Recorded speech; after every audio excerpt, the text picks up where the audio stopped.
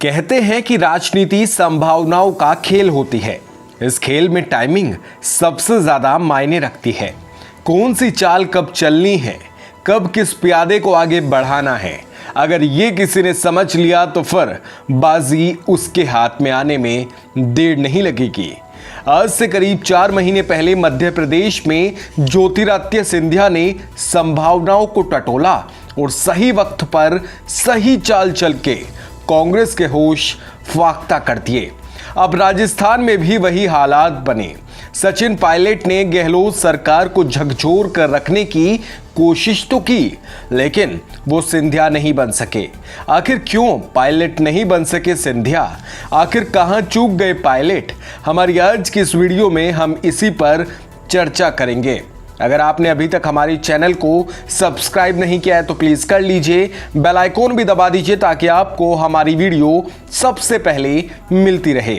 साल था 2018 और महीना था दिसंबर का। मध्य प्रदेश और राजस्थान में एक साथ चुनाव हुए। दोनों के एक ही साथ परिणाम भी आए।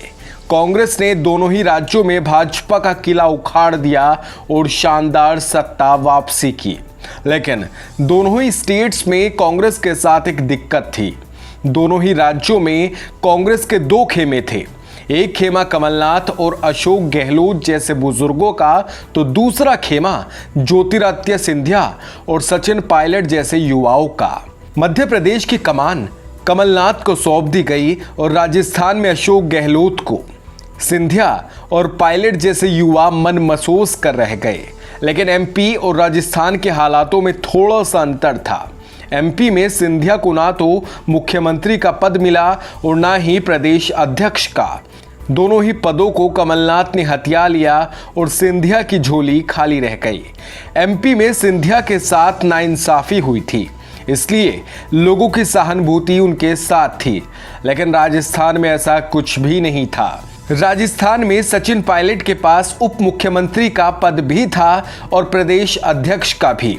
राजस्थान में कोई भी ऐसी वजह नहीं थी कि सचिन पायलट को बगावत करनी पड़े। मध्य प्रदेश में सिंधिया के बगावत की बड़ी वजह यह थी कि दिग्विजय गुट और कमलनाथ गुट ने उन्हें पूरी तरीके से साइडलाइन कर दिया था। कहा तो ये तक गया कि लोकसभा चुनाव में सिंधिया गुणा सीट इसलिए हारे क्योंकि दिग्विजय और कमलनाथ ने सिंधिया के पर कतरने में कोई कसर नहीं छोड़ी थी। सिंधिया का लगातार अपमान हो रहा था, लेकिन इसके बावजूद सिंधिया ने जल्दबाजी में कोई कदम नहीं उठाया। उन्होंने इंतजार किया सही वक्त का। राजनीति में टाइमिंग का बड़ा महत्व होता है। जब सिंधिया ने कांग्रेस से बगावत की तो उन्होंने कांग्रेस को संभालने का मौका नहीं दिया। सिंधिया पहले ही मन बना चुके थे कि उन्हें भाजपा में जाना है, कमलनाथ की सरकार गिरानी है। सिंधिया अपने समर्थक विधायकों की विश्वसनीयता को परख चुके थे। सबसे बड़ी बात यह कि सिंधिया महाराज थे और उनके समर्थक विधायक उनके प्रति निष्ठावान। लेकिन इस मामले में सचिन पायलट कच्चे खिलाड़ी निकले। दरअसल पायलट कंफ्यूज थे। वो ये तय नहीं कर पा रहे थे कि उन्हें कांग्रेस में रहना है या भाजपा में जाना है। पायलट ये तय ही नहीं कर पा रहे कि उन्हें गहलोत की सरकार गिरानी है या नहीं।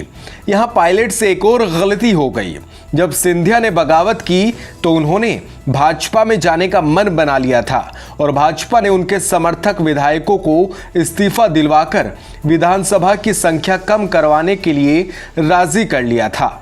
सिंधिया ने जब भाजपा में शामिल होने के लिए अमित शाह से मुलाकात की तब फजीहत से बचने के लिए कांग्रेस ने उन्हें पार्टी से निकाला।